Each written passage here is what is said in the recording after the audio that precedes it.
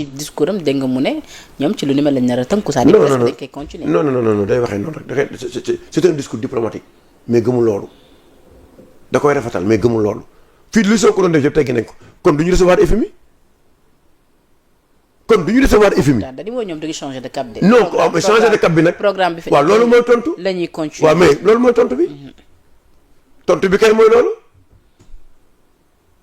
FMI ñëw na te ñeneen dinañ ñëw parce que li fi teg al amin loo mooy faire revenir les bailleurs loolu moo tax ñu joxaat doole débat jox ko ministère des finances ak économie nga xam ne bu ñoom ñaar yëpp lay boole. mais ndax da nga jàpp ni ci sortie bi tey da leen doon araftuwaale ci décision yi ñu nar a jël ak FMI. non concernant la gestion de la. mais yow moom fu mu nekk nii. il a été clair nee na bu ñu naree jël décision bu arrangé wu la population ñoom moom en tant que président de l'Assemblée ak pouvoir législatif bi ñoom dinañ ko utiliser. waaye di moom moo jël mais moom moo jël décision bu baaxul ci Sénégalais yi moom moo ñu dugal ci situation bi yëpp moom moo fi indi dette cachée xëy taxaw wax sa discours ba pare naan ñii bu ñu fi naree jël ka yow bu ñu demee ba toll ci restructuration mais moom moo ñu koy indil mais man je suis dans quel pays moi situation bi ñu dund moom moo ñu ko indil penda bu ko faut pas oublier ça.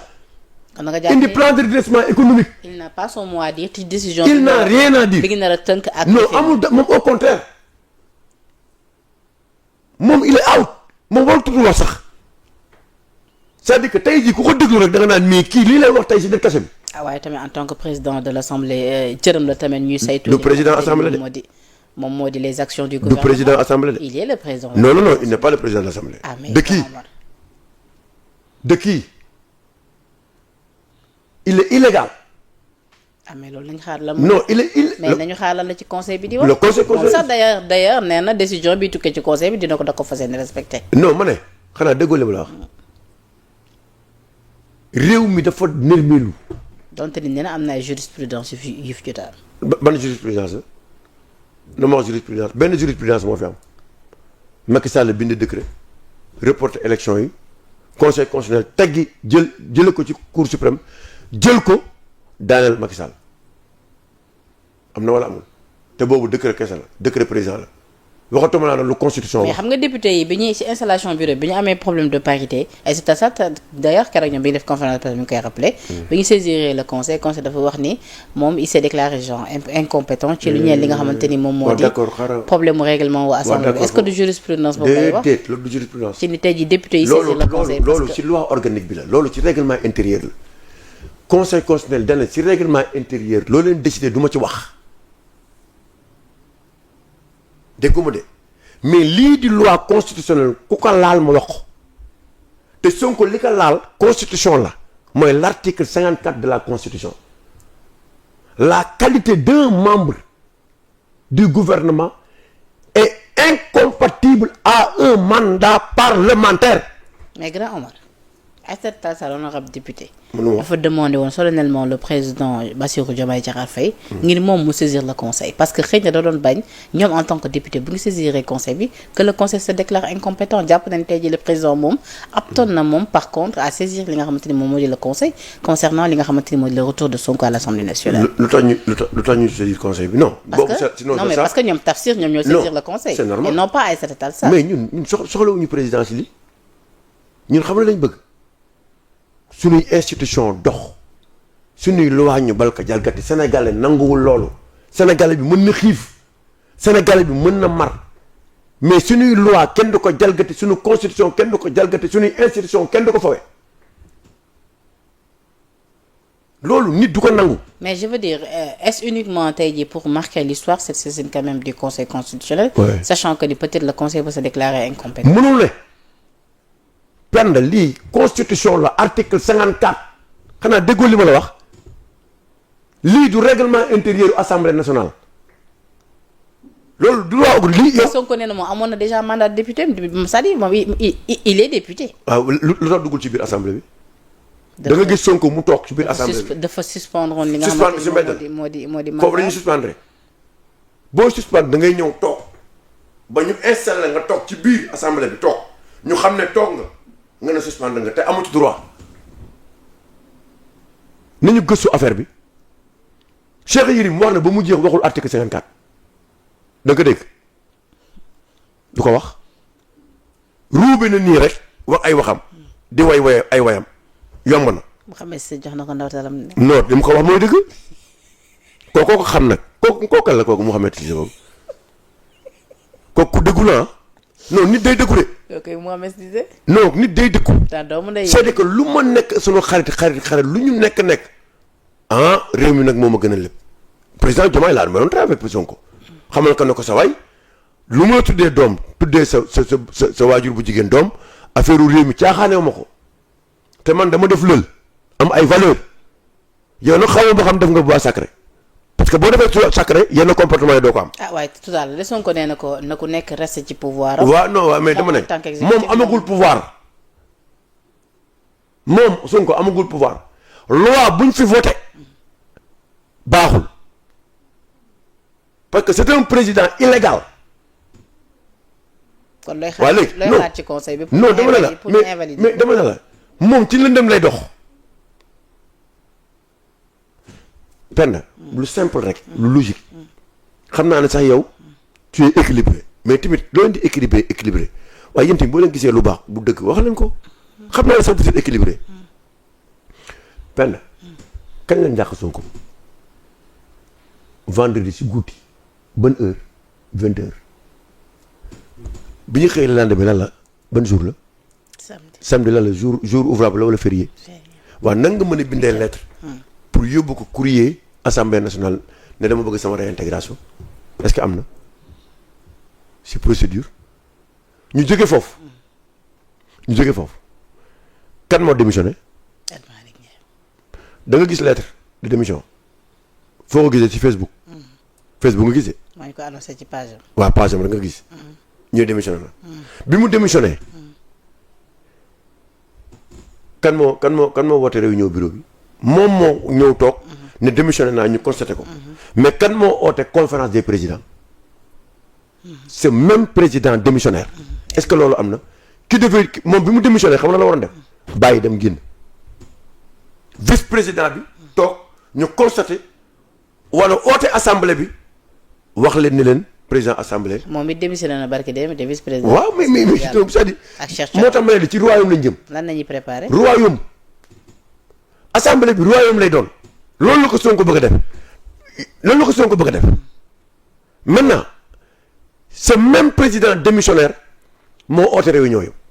maintenant bi ñuy oote assemblée le vice président bi oote assemblée te booy oo assemblée. pour ñu annoncer ne président assemblée démissionné na ñu war a falaat beneen président waru am beneen ordre du jour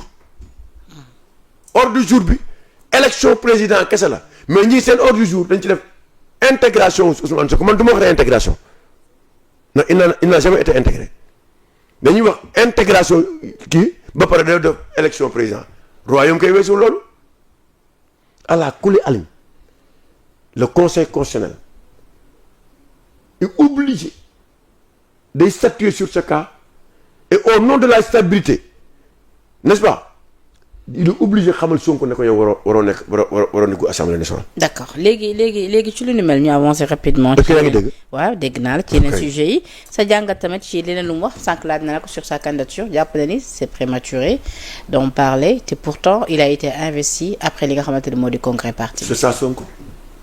loolu du paradoxe. waaye mais c'est paradoxe am dugg on n'a jamais eu quelqu'un qui est aussi clandestin et paradoxal lépp lu mu am ci clandestin la ko amee. kon ñi takk brassard yi teelul kon. mais non mais dama ne la ñooñu bàyyi leen ak seen i brassard yow yaa dem ba fële. ñoo def congrès. d'investiture. ñekk yaay sunu candidat. nga xëy suba yow toog devant tout le monde. nga ne non c'est prématuré. nan lay sóoraale lu tax mu wax loolu. ah xam na moom xam na. nee na nag candidature Diomaye. non du ci mun a wax léegi xam naa la benn affaire. ndax nee na candidature Diomaye te moom du ci wax. nu mu ci waxee du ci wax. ci dàqum Diomaye ci parti bi tamit nee na lu mel tamit parti bi ñoom ñoo koy. non lépp tout ça dépend c'est-à-dire que les déclarations de Sonko. dépendent des moments. fu mu nekk nii kanamu yërmande la yor gisoo bi mu waxee léegi. gis nga léegi ni muy def. gisoo ko de Sonko bu nekkee ci position de faiblesse. xoola buy wax nii boo defoon ndànk tam nga jooy quand il est dans des positions de faiblesse c'est-à-dire ici dafa mën a jouer ci sensibilité sénégalais bi. nee na tamit moom Diomaye ils sont pas obligés d'être des amis ku ci nekk mën na gérer pouvoir bi ñu ko dee. waaw mais dafa amagul pouvoir moom le président dafa waxoon ni moom da ko waxoon ni ko dañ nekk xarit bu ñu bëggee gouverner ensemble. waaw non dama ne ñun tollootuñu foofu xam nga fi ñu toll mooy lan mooy suñu réew lañ bëgg mu normal. mais ndax Pastef bi nga gis ni jàpp nga ni dina yomb si ñoom ñu yeewu dàq Diomaye ci parti bi. mais ñoom dañ ko tal mais ñoom bu ñu xoolee li ñuy def rek tal nañ ne leen yow noo mën a concevoir rek c'est-à-dire que man waxuma loolu de yow nee nga kan moo yor pouvoir bi Pastef la wax. te yow nga wax seen mandat bi seen mandat la de. waaw dafa nag day na seen mandat. rappelé na tamit ni moom moo porté woon candidat Diomaye. waaw dafa nag dama ne di moom moo ne seen mandat la. waaw lu tax nga wax ministre yi ñu bàyyi. waaye tamit bi waxee ministre. waaw dëgg rek yow seen mandat la. nee na DGT mun nañ toog. waaw non bu leen neexee mais c'est contradictoire xam na ne c'est pas stratégique nga defee ne Diomaye dina bàyyi ay nit ñoom dañ koy xeex le président Diomaye il va les laisser va il sait que ces gens-là ils me combattent joxuñu ma suma cër joxul sax ma fa war a nekk c'est Sonko qui est en position de faiblesse quand il est en position de faiblesse nii lay waxee Sonko bu nekkoon en position de force day yuuxu di menacer di wax lu ko neex. moo tax am ñu jàpp ni en quelque sorte appel du pied la def tey jii. deful appel du pied il gère la situation.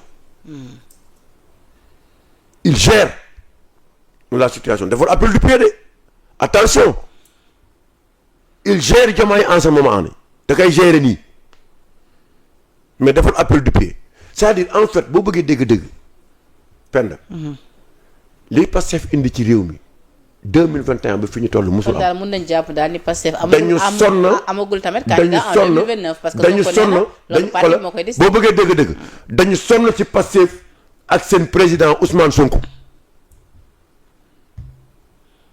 même dans les débats on a des problèmes pour joxe débat yi orientation chaque jour su Sonko maintenant déclaration bi